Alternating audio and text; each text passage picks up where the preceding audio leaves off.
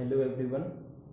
पिछले वीडियो में मैंने रिड्यूस्ड टेम्परेचर, रिड्यूस्ड प्रेशर और रिड्यूस्ड वॉल्यूम डिस्कस किया हुआ था और आज हम आपको डिस्कस कर रहे हैं इस वीडियो में principle of corresponding states. Right, तो चलते हैं। ये क्या होता है principle of corresponding states? Wonder walls ने एक्सप्रेस्ड किया कि अगर जो एक्चुअल टेम्परेचर, प्रेशर और वॉल्यूम है उसको क्रिटिकल कॉन्स्टेंट्स के टर्म में अगर लिखा जाए तो हमें एक जनरल इक्वेशन मिलता है, जनरल स्टेटमेंट मिलता है, जिसे हम लॉ ऑफ करस्पॉन्डिंग स्टेट्स कहते हैं। तो फर्स्ट ऑफ ऑल हम जो है वंडर वॉल्स इक्वेशन से ही एक जनरलाइज्ड इक्वेशन प्राप्त करेंगे, ठीक है, और उसके बाद उसका स्टेटमेंट डिस्कस करेंगे।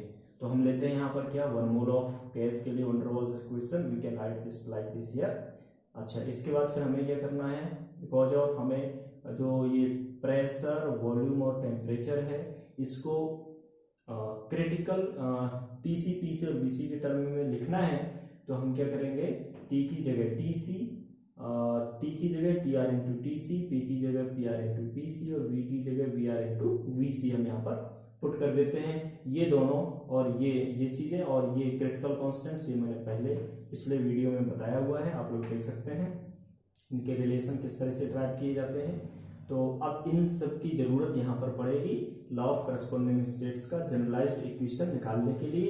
और एक और इम्पोर्टेंट चीज होगी कि उस जो जनरलाइज्ड इक्वेशन होगा उसमें एक भी जो है van der Waals constant a and b नहीं होगा और ना ही कोई अदर कांस्टेंट जैसे आर होगा, ठीक है।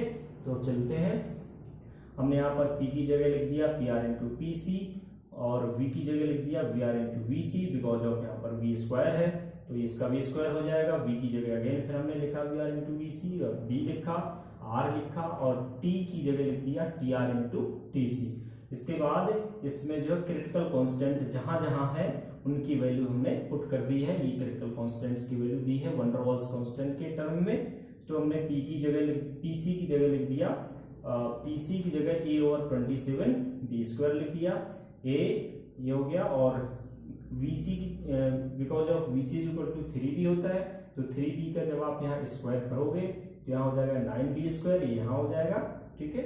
और इसी तरह से vc इज इक्वल टू फिर अगेन यहाँ पर 3b होगा तो 3b आप लिखेंगे, vc is equal to 3b तो ये हो जाएगा 3b vr minus b equal to 8। अब यहाँ पर tc की वैल्यू पुट कर दी तो ये हो गया। फिर हमें क्या करना है, इसका आप इसमें मल्टीप्लाई कर लो इस टर्म का इन दोनों में। पहले इसका इसमें करेंगे तो ये टर्म आ जाएगा। v भी बहुत ही सिंपल है, इसको उठा के इसके साथ लिख देना है ऊपर ऊपर और ये नीचे का जैसा है वैसे ही हो जाएगा। 3b vr इसके साथ मल्टीप्लाई हो जाएगा a के साथ तो a बस आ जाएगा इसमें और ये नीचे वैसा ही हो जाएगा। फिर माइनस b का इसमें मल्टीप्लाई किया तो माइनस b के साथ ये पूरा टर्म आ जाएगा और b का इसके साथ करेंगे तो ये हो जाएगा, ठीक है। इसको हमने एज इट इज लिख दिया, इसका r यहाँ इक्वल है तो इसको कैंसिल करके हमने और छोटा कर दिया इस इक्वेशन को, इस टर्म को। और अब हमने इसमें से दो टर्म एक इक्वल है, एक ये और ये, इसमें से कॉमन ये ले लिया, ठीक है। तो यहाँ पर हमारा 3vr बचा और इसमें केवल -1 बचा। इसमें और इसमें एक हमने ले लिया, ये वाला कॉमन ले लिया तो यहाँ पर हमारा फिर वही बचता है 3vr माइनस और ये 1 हो जाता है, राइट। इसमें से एक टर्म ये और ये इनमें से है तो इसमें हमने ये 3vr माइनस 1 को कॉमन ले लिया तो यहाँ केवल ये बच रहा है, राइट। और इसमें भी हमारा इसमें केवल ये बच रहा है तो हमने यहाँ लिख दिया, ये तो पहले ही निकाल लिया, राइट। अब हम क्या करते हैं नेक्स्ट स्टेप में, इसमें से क्या कॉमन है आपने देखा यहाँ पर इन दोनों में ab over 9b square common है तो इससे बाहर निकाल लेते हैं। यहाँ बचता है अपना pr ओवर 3 और यहाँ बचता है ये चूंकि बाहर निकल गया है ये ab तो यहाँ बचेगा आपका केवल vr स्क्वायर, राइट, ठीक है, ओके। अब हम क्या करते हैं, इसको हमने छोटा कर लिया, ये लगभग जनरलाइज्ड इक्वेशन हमारा जो है मिलने जा रहा है।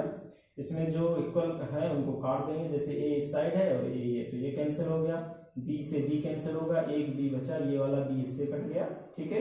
यहाँ केवल 9 बचा, 9 भी कट जाए यहाँ पर, इधर से 27 की जगह 3 आ जाएगा। इस 3 जो बचा है इसका हमने यहाँ पर पूरे मल्टीप्लाई कर दिया, जैसे ही मल्टीप्लाई करेंगे इस पूरे में तो इधर 3 आ जाएगा, ये 3 से ये 3 कैंसिल हो जाएगा, इसलिए हमने अगले स्टेप में pr ओनली लिखा हुआ है और यहाँ केवल 3 रहेगा, राइट, 3 रहेगा तो 3vr 3 और BR², ठीक है, इक्वल टू, और यहाँ आपका कैंसिल हो ही गया ऑलरेडी पहले से, ठीक है, ये पहले ही कैंसिल हो गया था इसके साथ, तो यहाँ केवल बच रहा है 8TR। इस तरह से ये आपका जनरलाइज्ड इक्वेशन मिल जाता है। और आप देख रहे हैं कि इस जनरलाइज्ड इक्वेशन में कोई भी कांस्टेंट नहीं है, जैसे van der Waals constant A या B नहीं है और ना ही गैस कांस्टेंट है, ठीक है। तो इस तरह से इस इक्वेशन में मैं आपको फिर से बता दूं कि ना तो वैन डर वाल्स कांस्टेंट है A और B, ना ही जो है गैस कांस्टेंट है, ठीक है। तो आप कह सकते हैं कि it involves neither R nor A and B, right? It is a general equation and applicable to all substance. It follows from this equation that if two or more substance have same reduced temperature and same reduced pressure, they have same reduced volume.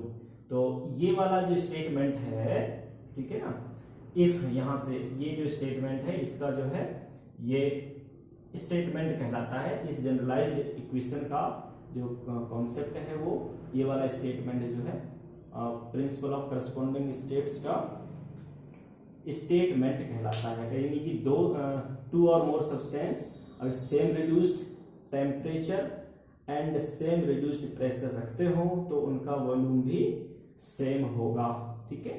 तो आपने देखा कि to और more substance have same reduced temperature and reduced pressure, then they have same reduced volume। तो इस तरह से मैं फिर से आपको कह दूं कि ये जो स्टेटमेंट है ये लॉ ऑफ करस्पॉन्डिंग स्टेट्स का स्टेटमेंट कहलाता है और ये वाला जनरल इक्वेशन कहलाता है। ओके।